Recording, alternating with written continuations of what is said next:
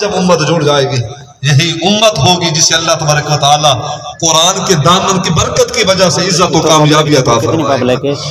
آس پاس دیکھو، آقا کریم صلی اللہ علیہ وسلم نے بھی جو خطبات دیے، سرکار کا ایک بہت خوبصورت خطبہ ہے جو سرکار حجۃ الوداع کے موقع ارشاد فرمائے۔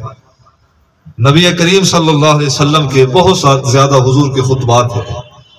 سرکار کی عادت مبارکہ ہوتی، سرکار ہر فجر کے بعد حضور گفتگو فرماتے، واعظ و نصیحت فرماتے، سرکار جمعہ کے دن خطبات ارشاد فرماتے۔ اسی طرح سرکار کے ایک اجتماعی خطبہ ہے جو سرکار نے حجۃ الوداع کے موقع ارشاد فرمایا۔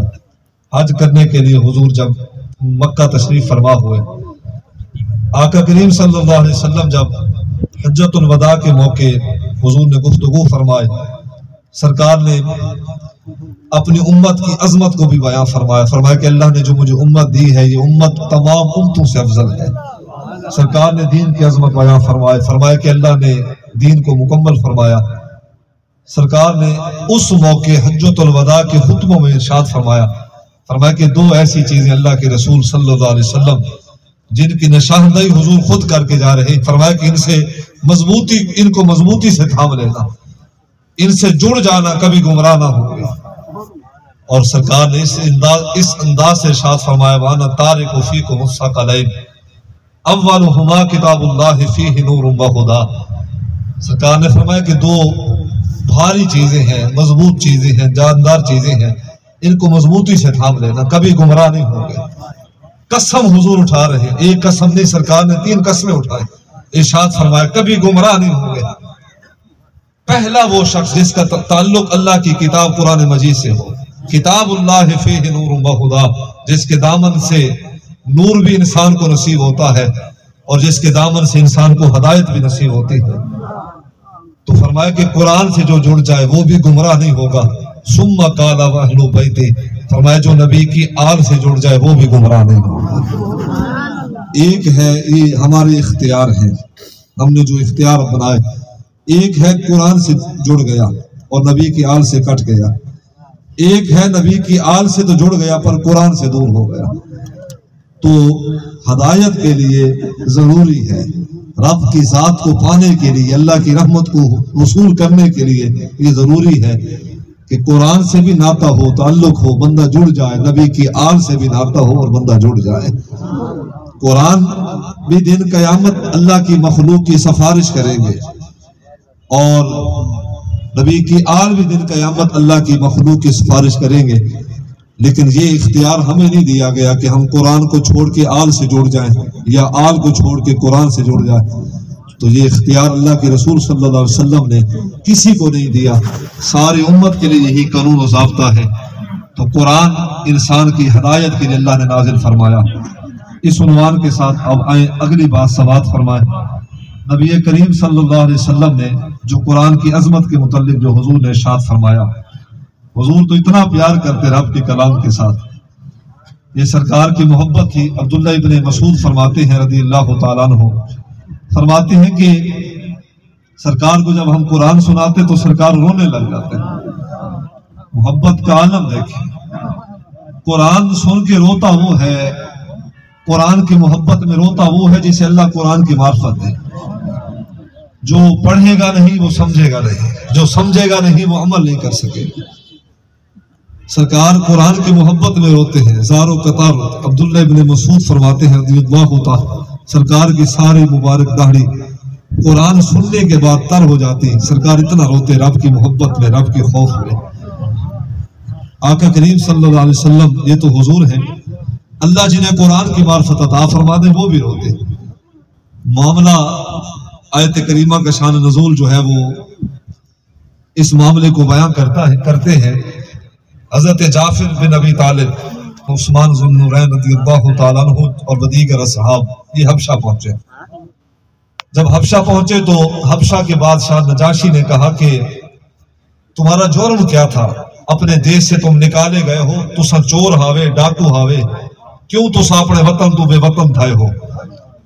نجاشی کے سامنے جعفر بن طیار خطبہ دے رہے ہیں، فرمایا کہ بادشاہ سلامت ہم چور نہیں تھے، اسا کوئی چور ڈاکو کوئی نہ ہاسے، اللہ اکبر، ساڑا ہور جرم میں کوئی نہ ہا۔ بس اللہ نے ساڈے تے احسان کیتا ہا، شہر مکہ دے وچ ذات محمد مصطفیٰ صلی اللہ علیہ وسلم تشریف فرما ہوئے اور اپنی اعلان نبوت حضور نے فرمایا، بس حضور دا اعلان نبوت کرنا ہا، اساں سونے دے ذات تے ایمان لے کے آئے ہیں، بادشاہ سلامت ساڈا ہور جرم تا کوئی نہ ہا، اساں دین محمدی نو قبول کیتا ہے، بس ساڈا ایہو جرم ہا۔ تو کہا کہ تمہارے دین کا جو ہے وہ خلاصہ کیا ہے، دین محمدی کا منشور کیا ہے، دین محمدی کا اساس کیا ہے۔ جب حبشہ کے بادشاہ نے سوال کیا تو جعفر بن طیار نے پھر قرآن کی آیتیں پڑھی، یہی آیتیں پڑھی کہ لا یستوی اصحاب النار اصحاب الجنہ اصحاب الجنۃ هم الفائزون۔ فرمایا کہ تقریباً پوری سورت کو مکمل کیا، کہا کہ یہ کلام ہے جس کی بدولت اللہ نے ہمیں ایمان عطا فرمایا، جس سے سن کے، جس میں تدبر کر کے ہم نے کلمہ پڑھا۔ اب جب جعفر بن طیار قرآن پڑھ رہے تھے نا، حبشہ کا بادشاہ اپنی مسند پہ بیٹھا تھا، کرسی پہ بیٹھا تھا، قرآن سن کے رو رہا، اجن کلمہ نہیں پڑھیا۔ میرے والد محترم قبلہ خورشید ملت علیہ رحمہ فرماتے تھے، فرماویں ابا سادے تو او چنگا نکلا ہا جے کلمہ بعد پڑھا ہے پر قرآن دی محبت پہلے رودا بیٹھا ہے۔ ہم ہیں قرآن کے دائی، قرآن دن قیامت اس امت کے متعلق اللہ کی بارگاہ میں مقدمہ لے کے جائے گا۔ اب آئیں اس جملے کو بعد میں، پہلے اس جملے کو مکمل کریں کہ جب نجاشی نے قرآن کو سنا تو رو رہے ہیں، کلمہ بعد میں پڑھے، حضور کی ذات پہ بعد میں ایمان لائے، سرکار ان کی جو ہے وہ ذات کے متعلق ارشاد فرما رہے ہیں کہ وہ اسلام کے خیر خواہ ہے، لیکن دیکھیں قرآن کے ساتھ محبت کیا ہے۔ چند آیتیں سنی تو بادشاہ تھا، اللہ نے دنیا کی عزت بخشی ہے لیکن قرآن کی محبت میں رو رہے، رب کے خوف میں رو رہے، بڑے بڑے شعراء کے کلام سنے، دل نہ پگھلا، لیکن جب رب کا کلام سنا تو دل پگھل گیا اور رونے لگ رہے۔ اور جناب حضرت جعفر بن طیار نے یہ سورت پڑھی، سورت یاسین پڑھی، تو قرآن کی محبت میں پھر اللہ تبارک و تعالیٰ کی رحمت بھی نصیب ہوئی۔ تو اللہ تبارک و تعالیٰ نے قرآن مجید کے اندر ارشاد فرمایا کہ تفید من الدمع مما عرفوا من الحق، فرمایا کہ وہ لوگ روتے ہیں، ان کی آنکھوں میں آنسو آتے ہیں، ہر کوئی نہیں روتا، ہر کوئی نہیں روتا، اللہ اکبر، روتے وہ ہیں جنہیں اللہ اپنے کلام کی معرفت عطا کر دے۔ تو جو پڑھیں گے نہیں انہوں نے سمجھنا کیا ہے، جو سمجھیں گے نہیں انہوں نے عمل کیا کرنا ہے۔ قرآن اپنے گھر میں یتیم ہو چکا ہے، اپنے گھر کے اندر قرآن یتیم ہے، جسے پڑھنے والے کوئی نہیں، جسے سمجھنے والے کوئی نہیں، جس پہ عمل کرنے والے کوئی نہیں۔ تو کہا کہ تفید من الدمع مما عرفوا من الحق، فرمایا کہ وہ روتے ہیں، ان کی آنکھوں میں آنسو آتے ہیں جنہیں اللہ تبارک و تعالی حق کی معرفت عطا فرماتے ہیں۔ حق سے مراد قرآن ہے، حق سے مراد نبی کی ذات۔ تو قرآن کی معرفت والے بھی روتے ہیں، نبی کی معرفت والے بھی روتے ہیں۔ اب قرآن دن قیامت، چونکہ یہی جملہ میں نے عرض کیا کہ قرآن دن قیامت نبی کی امت کی شکایت کرے، ہمیں یہ تو بتلایا گیا نا کہ قرآن سفارش کرے گا، قرآن جو ہے وہ دن قیامت نبی کی امت کی بخشش کے لیے جو ہے وہ اللہ کی بارگاہ میں عرضی کرے گا، اللہ قرآن کی سفارش رد نہیں کرے گا، ہمیں یہ بتلایا گیا، اس میں کوئی شک نہیں۔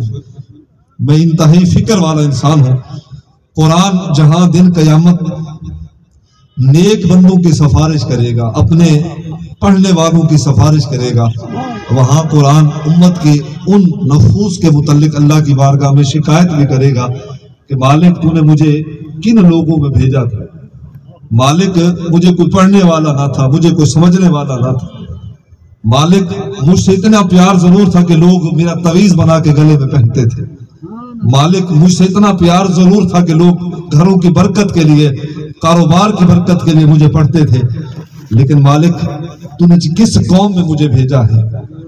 قومیں کتاب تورات کے وارث بھی تھے، کتاب انجیل کے وارث بھی تھے، کتاب زبور کے وارث بھی تھے، مالک میں ایسا بے وارث تھا، میرا وارث کوئی نہ بنا، تو نے کس امت میں مجھے بھیجا؟ قرآن مجید کی ایک آیت سورت التکاثر کی آخری آیت کی تفسیر سے جملے، اللہ دن قیامت قرآن کے متعلق اپنے بندوں سے پوچھیں گے، فرمائیں گے کہ ثم لتسألن یومئذ عن النعیم، اتنی بڑی نعمت اکبر بخشی تم نے قدر نہ کی.